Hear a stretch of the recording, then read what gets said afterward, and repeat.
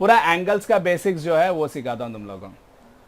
Alternate angles, एक second, ठीक है, अल्टरनेट एंगल्स है, वर्टिकली अपोजिट एंगल्स है, करस्पॉन्डिंग एंगल्स है, इंटीरियर एंगल्स है, फिर बाद में एंगल्स इन लीनियर पेयर है, इतने सारे एंगल्स है। सबका शेप क्या होता है और सबको कैसे पहचानना है ये बताऊंगा आज तुम लोगों को, ठीक है ना। लिसन, सो पहला एंगल जिसके बारे में हम लोग पढ़ेंगे वो रहेगा करस्पॉन्डिंग एंगल्स। क्या? Corresponding angles. ये होता क्या है?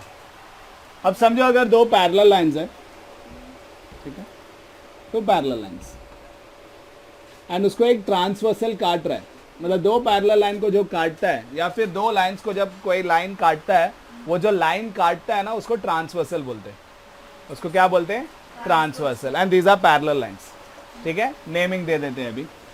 सो the naming A B C D, मतलब A B and C D जो है पैरेलल लाइंस है, ठीक है। एंड ये काट रहा है, इसका नेमिंग कुछ अबाउट मे बी लाइक ई और एफ दे देते, और जी और एच में ये लोग ने इंटरसेक्ट किया दो लाइंस को। ये डायग्राम देख लो, ठीक है। सो कभी भी अगर दो पैरेलल लाइंस है और उसको अगर कोई ट्रांसवर्सल काट रहा है, बहुत सारे एंगल्स बनते हैं, करस्पॉन्डिंग एंगल्स बनते हैं, इसमें अल्टरनेट एंगल्स बनते हैं, इसमें वर्टिकली अपोजिट एंगल बनता है, इसमें इंटीरियर एंगल बनता है, इसमें एंगल्स इन लीनियर पेयर बनता है। ये सभी एंगल्स इसमें है जो मैंने नाम बोला। तो इसमें से कैसे पहचानना है कौन सा एंगल किधर है करके वो बताऊंगा तुम लोगों को। सो पहला जो है वो है करस्पॉन्डिंग एंगल, ठीक है। सो करस्पॉन्डिंग एंगल कौन सी शेप में होता है? एफ शेप में होता है। या तो ऐसा होगा या तो उल्टा एफ, या तो और भी उल्टा, मे बी लाइक दिस, या फिर ऐसा, ठीक है। ये सब में एंगल्स किधर है? देखो इधर, ये और ये एंगल्स है, ये और ये एंगल है, ये और ये एंगल है, ये और ये एंगल है, मतलब ऐसा रहता है एंगल्स। एक एंगल, दो एंगल, एक दो, एक दो, ठीक है। सो मतलब दो दो एंगल्स ऐसा। तो एफ कैसे पहचानना है? इसमें क्लियर है, क्लियरली दिख रहा है। देखो ऐसा एक एफ है, ऐसा एफ है, ऐसा है और ऐसा है। बहुत सारा एफ दिखा है इसमें, पर एफ को बरोबर लिखने आना चाहिए ना। ना देखो पहला एफ ये वाला लेते चलो, ऐसा नॉर्मल दिख रहा है ये एफ, ऐसा है। देखो यहाँ पर एफ है, यहाँ पर एच है, यहाँ पर डी है, यहाँ पर जी है, यहाँ पर बी है। उसको उठा के मैंने इधर बना दिया ऐसे तुम लोगों को समझने के लिए। यही एफ इधर है ना। तो ऐसा एफ शेप निकाल के दिमाग में बिठा लो। अच्छा ठीक है, इधर एफ है, तो वो एफ के अंदर कितने एंगल है? दो एंगल है। कौन से? एक इधर है और एक इधर है। And tenth, okay. So F shape में इधर, ठीक है। तो एफ शेप में एंगल्स किधर किधर है? एक एंगल इधर है और एक एंगल इधर है, राइट। ये देखो, ये इधर एक एंगल है और इधर एक एंगल है, बराबर। सिर्फ अगर ये एंगल को अगर नाम देने बोलूंगा तो क्या बोलोगे तुम लोग? B G H. और ये एंगल को अगर नेमिंग देने बोलूंगा तुम लोग क्या बोलोगे? D H F. मतलब ये दोनों एंगल जो रहेगा दोनों इक्वल रहेगा। Angle B G H will be congruent to angle D H F. Reason? Corresponding angle. तो एफ शेप में दो एंगल्स है तो दोनों एंगल क्या रहेगा? इक्वल रहेगा। सो इसका मतलब ये एंगल और ये एंगल इक्वल रहेगा। मतलब ये 70 है अगर, तो ये भी कितना रहेगा? 70 डिग्री रहेगा। ऐसा समझ में आ रहा है तुम लोगों को करस्पॉन्डिंग एंगल गाइस?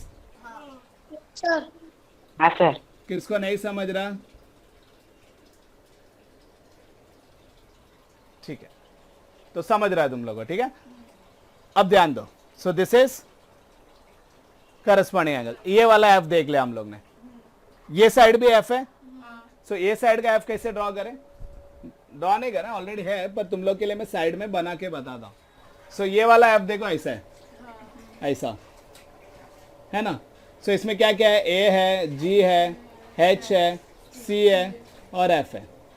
मतलब एक एफ को पहचानो और उसको साइड में करके देखो। अगर तुम लोग को उधर कंफ्यूज हो रहा है तो स्टार्टिंग में ऐसे करके देखने के बाद में खुद ही यूज टू हो जाओगे। देखते ही तो सीधा पहचान जाओगे, अच्छा ठीक है ये दोनों करस्पॉन्डिंग एंगल है करके। सो इसमें एफ में कौन सा एंगल रहेगा, देखो ये वाला और ये वाला रहेगा ना। सो ये एंगल का नेमिंग कैसे बोलेंगे, ए जी एच, और ये एंगल का नेमिंग सी एच एफ, बराबर ना। सो वो लिखने का, तो angle A G H is congruent to angle C H F, corresponding angle. समझ में आ रहा है तुम लोग को। तो वैसे अगर तुम लोग देखोगे, ऐसे तुम लोग देखोगे ऊपर भी है एफ, किधर, ये देखो ऐसा उल्टा, देखो ऐसा ऐसा है। तो इधर ई है, इधर जी है, इधर बी है, एच है और डी है, ठीक है। मैं सिर्फ साइड में ऐसे बना रहा हूँ ताकि तुम लोग को समझ में आए, वरना यहीं पे करने का रहता है एक्चुअली। इसको उठा के मैंने इधर बना दिया। तो एंगल्स कौन से होते हैं इसके, ये और ये है ना, एफ शेप में, उल्टा एफ है ये। सो ये एंगल को कैसे नेमिंग करेंगे, ई जी बी, ई जी बी। और ये वाला एंगल को कैसे नेमिंग करोगे, जी एच डी, है ना, G H D. So angle है E G B congruent to angle G H D, ठीक है। लास्ट वाला अभी एक बचा है और एक करस्पॉन्डिंग, कौन सा है, ऊपर है, देखा, देखो ऐसे शेप में, इधर ऐसे, है ना। तो ई जी ए और एच और सी है, इसमें एंगल्स कौन से, ये और ये, है ना। तो नेमिंग कैसे करोगे, E G A congruent to angle G H C. ये वाला एंगल का नेमिंग क्या है, ई जी ए, एच नहीं, ई जी ए, और ये वाला एंगल जी एच सी। तो ऐसे तुम लोग को 4 पेयर ऑफ करस्पॉन्डिंग एंगल्स तुम लोग को ये वाले डायग्राम में मिला। तुम लोग को समझ में आ रहा है कैसे फाइंड आउट करना है करस्पॉन्डिंग एंगल्स, शेप देखना है, एफ शेप में देखना है। उसके पहले कंडीशन क्या है कि मतलब पैरेलल लाइंस होना चाहिए, पैरेलल होना चाहिए, और उसको एक ट्रांसवर्सल काटना चाहिए, तब जाके ये एंगल्स बनता है, ऐसे में नहीं बनता, ठीक है। पैरेलल लाइंस होना जरूरी है, वरना कॉन्ग्रुएंट नहीं बोल सकते तुम लोग। पैरेलल रहेगा तो ही तुम लोग करस्पॉन्डिंग एंगल्स को कॉन्ग्रुएंट बोल सकते हो, वरना तुम लोग नहीं बोल सकते। समझ में आया बात, 9th and 10th standard both समझ में आया तुम लोग को, Yes, sir. ओके। हाँ sir. So that is corresponding angles. ये फट से तुम लोग लिख के लो, okay. Then will see about alternate angles, okay. Now we will do alternate angles, alternate angles. Alternate angle Z shape में होता है, कौन से शेप में, ऐसे या फिर ऐसे या फिर ऐसा या फिर ऐसा, ठीक है, कैसे भी हो सकता है, जेड शेप में होगा वो। और उसमें एंगल्स कौन से रहते हैं, ये और ये और ये, दिख रहा है ना, एंगल्स तो क्लियरली दिखता है उसमें, ठीक है। हाँ सर। ना ध्यान दो। सो यहाँ पर जेड शेप देखो ऐसा है, दिख रहा है, जेड हाँ, दिख रहा है, ऐसा जा रहा है देखो। सो उसमें कौन कौन है इधर, अगर मैं ऐसे का ड्रॉ करके बताऊं तो ए जी एच और डी है सिर्फ। सो उसमें एक एंगल ये है और एक एंगल ये है। सो एंगल का नाम क्या लिखोगे, angle A G H congruent to angle G H D. समझ में आ रहा है क्या, हाँ सर। किसको नहीं समझा, ये जेड शेप नहीं समझा, समझा। ये देखो यहाँ पर है, ठीक है। कोई डाउट इसमें, नो सर। पक्का, नहीं सर। ओके। और एक है, नहीं। और एक है इसमें ऐसा, देखो ऐसा है, यस है ना। तो सर। इसमें ये दोनों एंगल है, नेमिंग क्या है, बी जी एच और सी है, तो ये दो एंगल्स है। तो क्या लिखोगे, angle B G H congruent to angle G H C, B G H और जी एच सी, ये दोनों इक्वल हो जाएगा। इसको क्या बोलते हैं, अल्टरनेट एंगल्स बोलते हैं। क्या बोलते हैं इसको, अल्टरनेट एंगल। ध्यान दो। सो वर्टिकली अपोजिट एंगल कौन सी शेप में होता है, एक्स शेप में होता है, राइट। ये दोनों आमने सामने वाला एंगल इक्वल रहता है ऐसा। इधर देखो एक्स शेप, इधर है देखो। सो इसमें अगर ये 70 है तो ये भी 70 रहेगा, ये 110 है तो ये भी 110 रहेगा, मतलब आमने सामने वाला एंगल इक्वल होता है। तो नेमिंग कैसे लिखेंगे आमने सामने वाला, समझो ये दोनों ले रहे हैं हम लोग, ये एंगल को क्या बोलेंगे, ई जी ए बोलेंगे हम लोग, है ना। ये एंगल को ईजी बोलेंगे, इसके ठीक सामने वाला बी जी एच है तो वो बी जी एच लिखोगे। मतलब ई जी ए और बी जी एच ये दोनों आमने सामने इसीलिए इक्वल है। अब ये दोनों आमने सामने तो ये एंगल को क्या बोलेंगे, ई जी बी, और उसका सामने वाले को ए जी एच। समझ में आ रहा है। इधर भी है वर्टिकली ऑपोजिट एंगल, इधर का तुम लोग लिख लेना। ओके कैसे करोगे, देखो ये दोनों आमने सामने और इधर ये दोनों आमने सामने। सो आमने सामने वाला एंगल इक्वल रहता है, वर्टिकली ऑपोजिट एंगल। कर लोगे, फटाक से कर लो ये। हाँ sir. Okay let's do interior angles.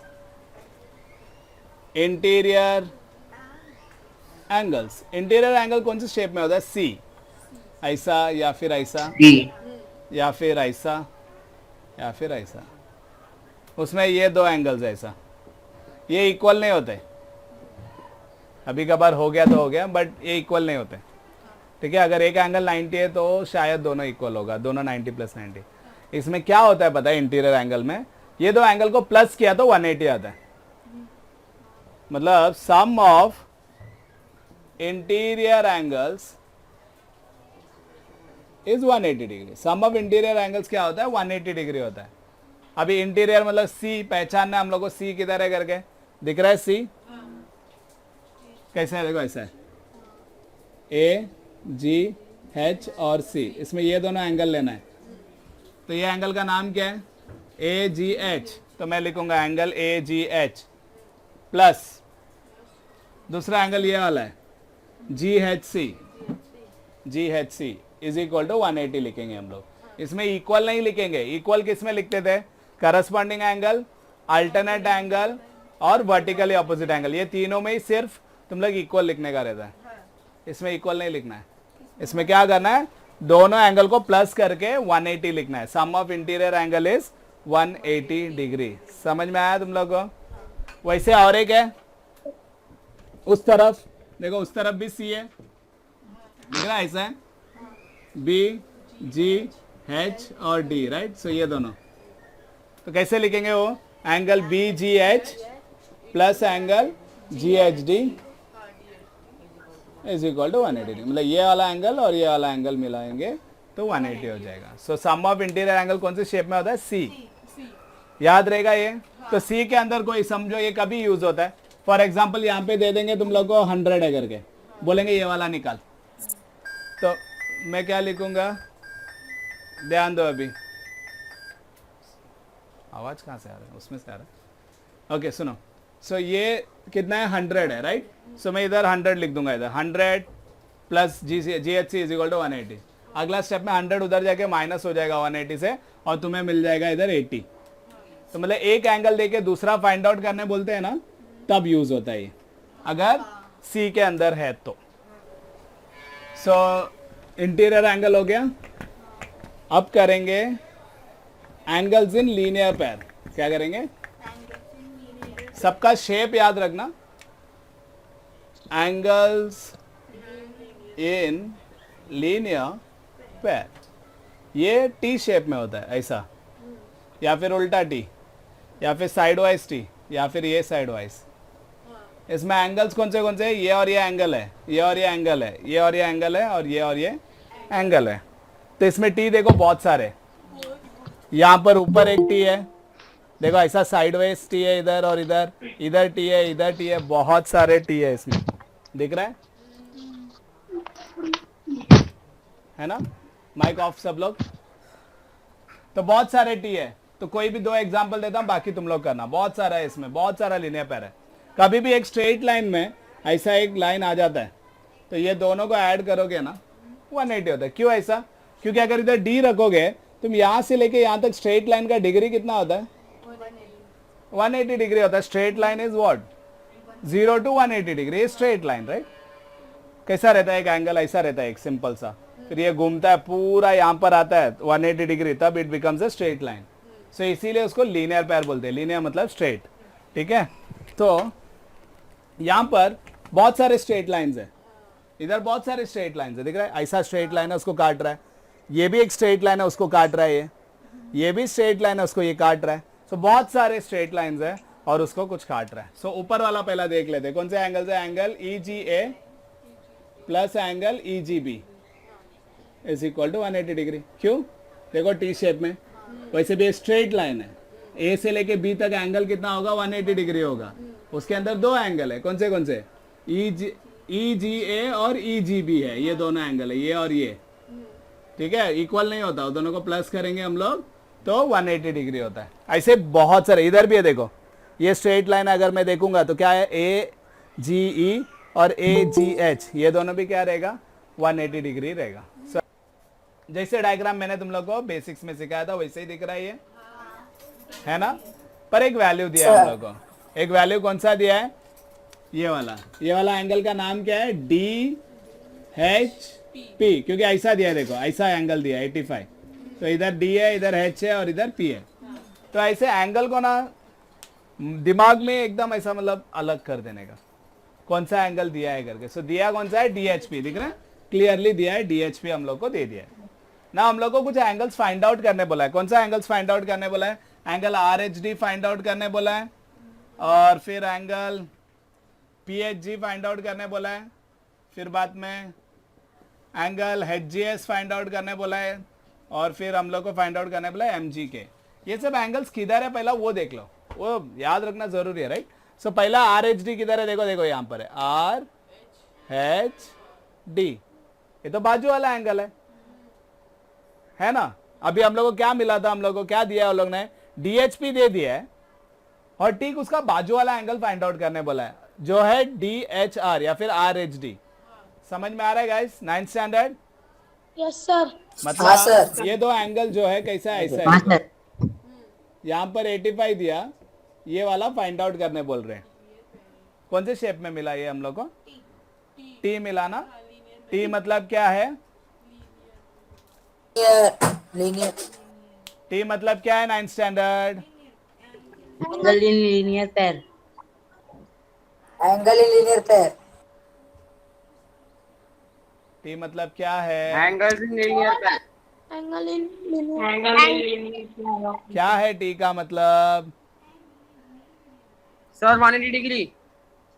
Angles in linear pair क्या है? Linear pair. Angle in linear. Angles in linear pair. समझ में आया? सो हाँ सर। कभी भी बाजू वाला एंगल निकालना है अगर समझो तो एंगल्स इन लीनियर पेयर कर देना। क्या करोगे? एंगल्स इन लीनियर पेयर कर देना। कभी भी एक स्ट्रेट लाइन है और उसमें एक एंगल दे दिया और उसका बाजू वाला निकालना है, कभी भी याद रखना बाजू वाला निकालना है अगर तो एंगल्स इन लीनियर पेयर करना है। क्या करना है? Angles in linear pair. So क्या लिखेंगे हम लोग? एंगल RHD जो हम लोग को फाइंड आउट करना है वो plus angle DHP is equal to 180 degree लिखेंगे और लिखेंगे एंगल्स इन लीनियर पेयर। समझ में आ रहा है तुम लोग को? क्यों ऐसा लिखा? देखो RHD इधर है, देखो RHD इधर है, ये वाला एंगल, उसका बाजू वाला एंगल DHP, ये वाला एंगल, दोनों प्लस किए तो क्या लिख सकते हैं हम लोग? 180 लिख सकते हैं क्योंकि वो लीनियर पेयर है। स्ट्रेट लाइन में दोनों एंगल दिख रहा है, एक स्ट्रेट लाइन है उसमें दो एंगल है, वो दो एंगल में से एक दे दिया और दूसरा निकालने बोला और शेप क्या बन रहा है ऐसा? देखो T बन रहा है, देखो दिख रहा है T। यस तो सर। T बन रहा है तो क्या बोलते हैं उसको? एंगल इन क्या बोलते हैं लीनियर उसको? 90 डिग्री। T बनता है तो उसे क्या बोलते हैं? Angle in linear pair. Angles in linear pair. मेरे पास सिर्फ 2 बच्चे पढ़ रहे लग रहे हैं, एंगल इन लीनियर पेयर। बाकी सब सो रहे थे। क्या होता है T शेप में होता है तो? Angle in linear pair. Angles in linear pair. इन लोग से आंसर लेना बहुत बड़ा त्रास है। सो दोनों को प्लस करोगे अगर तो क्या हो जाएगा? 180 डिग्री हो जाएगा। कभी भी स्ट्रेट लाइन में एक एंगल दिया दूसरा निकालना है तो क्या करोगे? कभी भी एंगल्स इन लीनियर पेयर करोगे। क्या करोगे? Angle in linear pair. Angles in linear pair. RHD कितना है? RHD नहीं दिया है, प्लस DHP कितना दिया है? 85, तो DHP के जगह पे 85 लिख दोगे इज इक्वल हाँ, सर। टू 180 लिख दोगे। तो प्लस 85 उधर गया तो क्या होगा? Minus RHD 85. Is equal to 180 minus 85 plus 85 उधर गया था minus 85. Therefore angle RHD is equal to 95 degree. 95. तो ऐसा तुम लोग को ये वाला जो एंगल है RHD, ये जो एंगल है तुम लोग को 95 डिग्री मिल चुका है. समझ में आया बाजू वाला कैसे निकालना है करके? तो कभी भी हाँ, बाजू वाला सर. निकालना है तो क्या करोगे? बाजू वाला निकालना है तो Angle in linear pair. Angles in linear pair use करोगे. सब लोग को हाँ, समझ सर. में आया 9th स्टैंडर्ड में? सब लोग हाँ को? सर. किसी को डाउट है सर. बाजू वाला हाँ, सर. कैसे निकालना है करके? मतलब No, क्या सर. करने का? कभी भी एक एंगल दिया No, बाजू सर. वाला निकालने बोला ना, दोनों एंगल को प्लस करके 180 लिख देने का और रीजन लिखने का angles in linear pair. Reason लिखने का angles in linear pair. So वो तो ये वाला एंगल था, बाकी भी हम लोग करते. ठीक है, हम लोग को PHG फाइंड आउट करना है. PHG ये देखो यहां पर है ना? तो ये किसके सामने है? ये कौन से शेप में? देखो दिख रहा है, इधर P है, इधर H है. Vertical opposite angle. Vertically opposite कर सकते हैं कि नहीं कर सकते अपन? बोला ना हाँ, सर, आमने कर सकते सामने जो कर एंगल रहता सकते है हैं. इक्वल रहता है बोला था मैंने. देखो ऐसा ही है, यहाँ पे PHD R और इधर G है. तो ये हम लोग को 95 मिल गया है. तो इसका सामने जो है वो भी कितना रहेगा? 95. क्यों? क्यों गर्ल्स बोलो क्यों? Vertically opposite angle. गर्ल्स है तू? Vertically opposite angle. एक ही गर्ल है क्या? बाकी लोग नहीं है? आमने सामने जब भी रहता है वो वर्टिकली ऑपोजिट एंगल होता है. सो अगर इधर 95 मिल ही गया है तो ये तो एक्स शेप में, राइट? सो ये 95 तो ये भी कितना रहेगा? 95 डिग्री रहेगा. 95. वही इधर लिखने का angle PHG is congruent to angle RHD. Angle का नाम लिखना जरूरी है. देखो इधर है PHG इक्वल टू RHD. ऐसा आमने सामने बताने का दोनों एंगल, वो दोनों इक्वल है करके. रीजन लिखने का वर्टिकली ऑपोजिट एंगल. एंगल. इसीलिए एंगल PHG RHD का जितना हो जाएगा. RHD कितना था? 95. तो RHD के जगह पे 95 डिग्री लिख दोगे और खत्म करोगे. ये वाला समझ में आया तुम लोगों को? सो अगर एक एंगल मिल गया, बाजू वाला निकाल सकते हो, फिर सामने वाला भी मिल जाएगा. दिख रहा है, मैंने बाजू वाला निकाला लीनियर पेयर से, फिर वो लोग को ये सामने वाला चाहिए था, वो भी निकाल दिया. अब समझो ये पूछेंगे तो ये 85 तो ये भी कितना रहेगा? 85. समझ में आ रहा है? देखो आमने सामने तो ये 85 है तो ये भी 85 रहेगा. मतलब RHG पूछेंगे तो भी आराम से निकाल सकते हैं अपन. समझ में आ रहा है? पक्का? हाँ सर. हाँ, तो वो मिल गया. अगला क्या हम लोग को फाइंड आउट करना है? HGS. HGS. ठीक है. So we are doing the third one. HGS चाहिए उन लोगों को. अब HGS है किधर वो देखो. पहला HGS ये वाला फाइंड आउट करने बोला है, ये वाला. ठीक है, ये वाला चाहिए हम लोग को. दो तरीका है फाइंड आउट करने का. देखो ये ऐसा है, इधर 85 दिया है और ये फाइंड आउट करने बोल रहे. कौन सा शेप में है ये? Corresponding angle. कौन से शेप में है ये? F शेप में है तो क्या होता है? Corresponding angle. सो सीधा मतलब ये DHP 85 दिया है, वैसे HGS भी कितना हो जाएगा? 85. समझ में आ रहा है? डायग्राम देख के ही दिख रहा है. देखो F में हो तो ये 85 है तो ये भी कितना रहेगा? 85. 85. ये एक तरीका है करने का. और एक तरीका ये मिला है हम लोग को 95. ये फाइंड आउट करना है. कौन सा शेप में ये? C. Corresponding angle. ये करस्पॉन्डिंग है. करस्पॉन्डिंग है शिवम. Parallel angle. नहीं सर. Interior angle है. C में रहता है तो इंटीरियर होता है. तो एक दिया है, दूसरा फाइंड आउट करना है. तो क्या करते हैं हम लोग? DHG प्लस HGS is equal to 180. Value डाल के 180 से माइनस करोगे तो आंसर मिल जाएगा. तो दो तरीका है तुम्हारे पास वैल्यू निकालने का। बट एकदम इजी तरीका कौन सा है? Corresponding angle, F shape. देखो ऐसा है, तो इधर डी एच पी ऑलरेडी दिया है 85, तो एच जी एस भी कितना होगा? 85. F shape. ऐसा समझ में आ रहा? तो वही लिखने का, angle D H P is congruent to angle H G S. Reason लिखना बहुत जरूरी है। करस्पॉन्डिंग एंगल से एफ शेप में हो, इसीलिए एंगल एच जी एस क्या होगा? डी एच पी 85 है, इसीलिए एच जी एस भी कितना हो जाएगा? 85 डिग्री हो जाएगा। सो ये 85, इसीलिए ये भी क्या हो गया? 85 डिग्री। अब अगर उन लोग ने तुम लोग को ये वाला पूछा, सामने वाला एम जी के जैसा पूछा, इधर देखो एम जी के, एच जी एस अगर 85 है तो एम जी के भी कितना ही रहेगा? 85. आमने सामने। क्यों? वर्टिकली Vertically opposite है। देखो एक्स शेप में देखो, तो Yes, इधर sir. वो लिखना है, therefore angle M G K is congruent to angle H G S. Reason vertically opposite angle. देखो ऐसा, एच जी एस और एम जी के दोनों आमने सामने। ठीक है, समझ में आ रहा है तुम लोगों को? हाँ sir. Yes, sir. Okay, therefore angle M G K भी उतना ही हो जाएगा जितना एच जी एस था, that is 85 degree.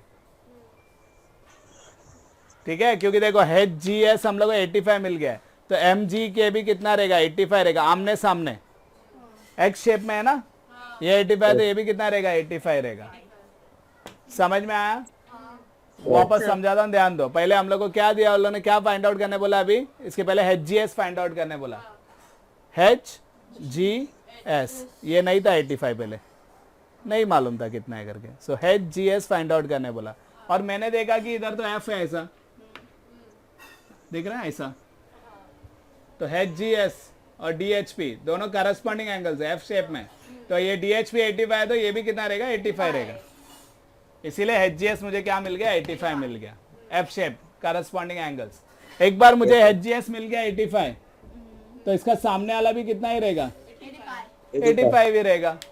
Vertically opposite angle, क्या? वर्टिकली ऑपोजिट एंगल, इसीलिए मैंने एम जी के 85 लिख दिया। एक एंगल से सभी एंगल निकाल पाओगे। देखो ये 85 है, तो ये भी कितना रहेगा? 85। बाजू वाला 95, तो ये भी 95, इधर भी 95 होने वाला है। मतलब पूरा एंगल्स में एक 85 दिया तो दूसरा 95 है, सब जगह वही होने वाला है। 85 95 95 85 85 95 95 पूरा ऐसे।